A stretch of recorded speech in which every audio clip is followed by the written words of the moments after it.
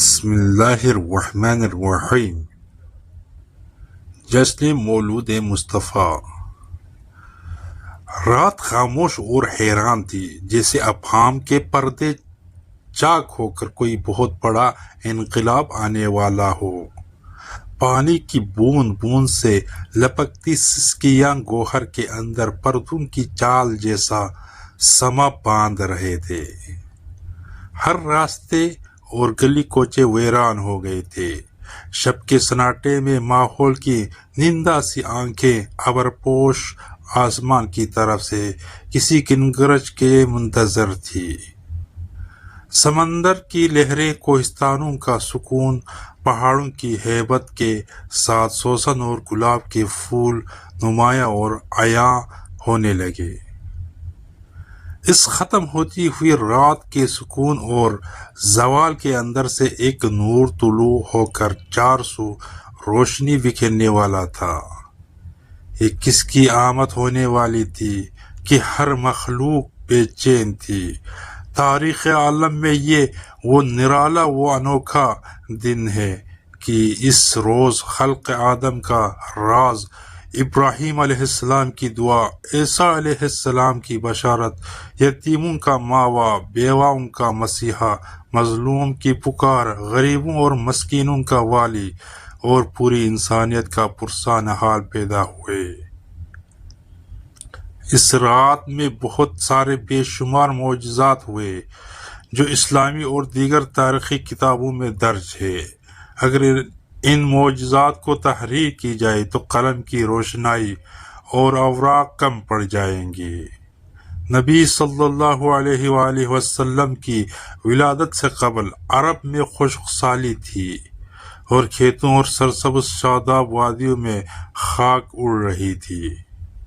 لیکن جس سال نبی صلی اللہ علیہ وآلہ وسلم اپنی والدہ کے حمل میں آئے تو اچانک دنیا ہی بدل گئی۔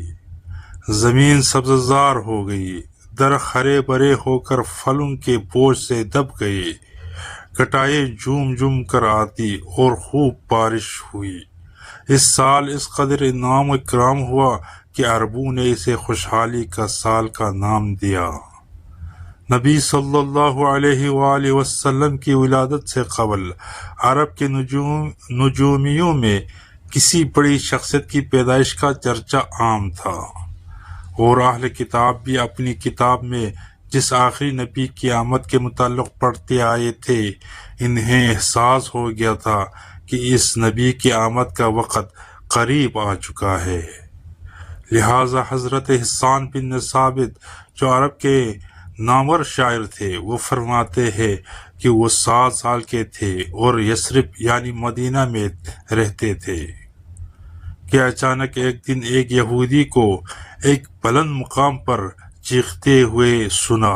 وہ کہہ رہا تھا، اے یہودیو، آج رات احمد کا ستارہ طلوع ہو چکا ہے جس میں وہ پیدا ہو گیا ہے۔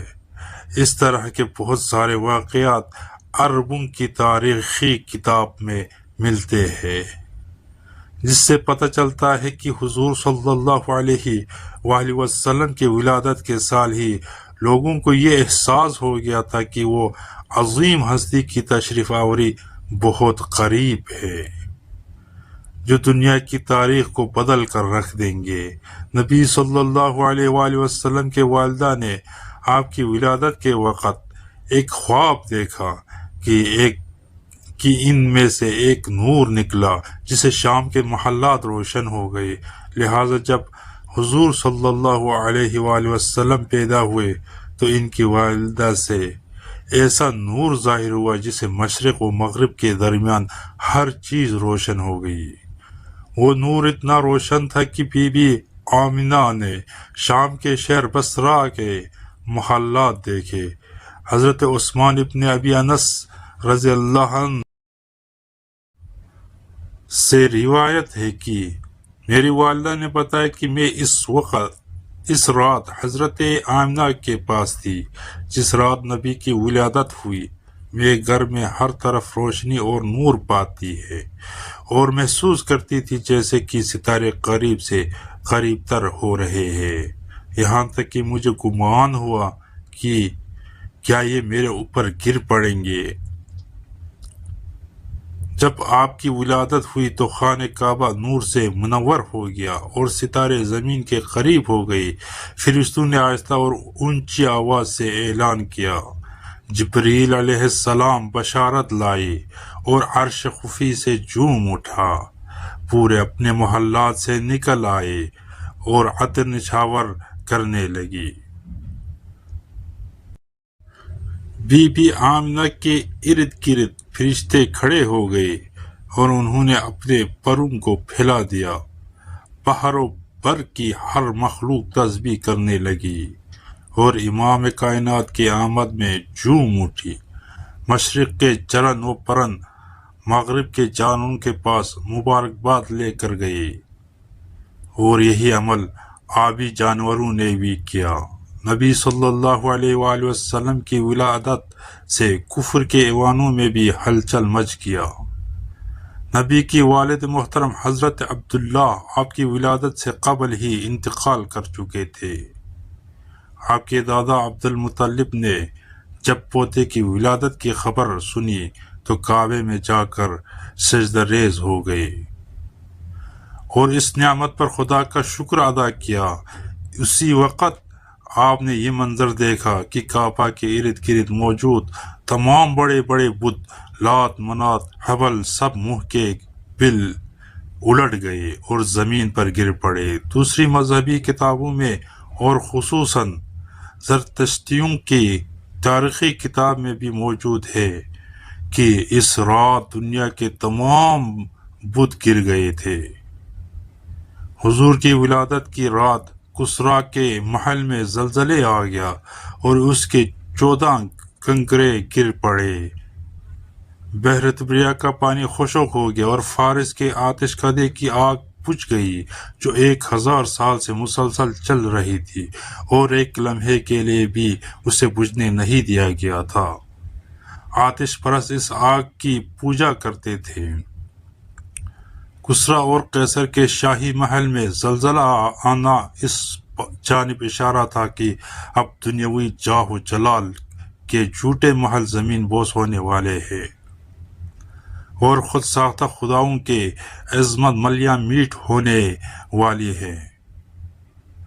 جب نبی صلی اللہ علیہ وآلہ وسلم پیدا ہوئے تو اللہ نے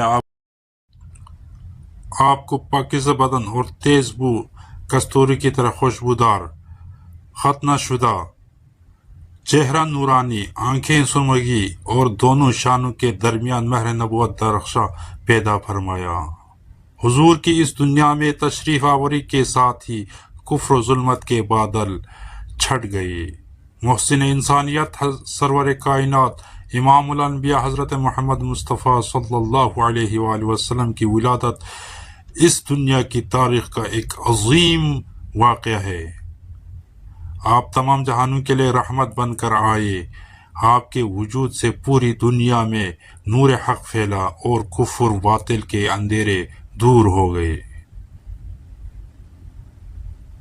والسلام علیکم ورحمۃ اللہ وبرکاتہ۔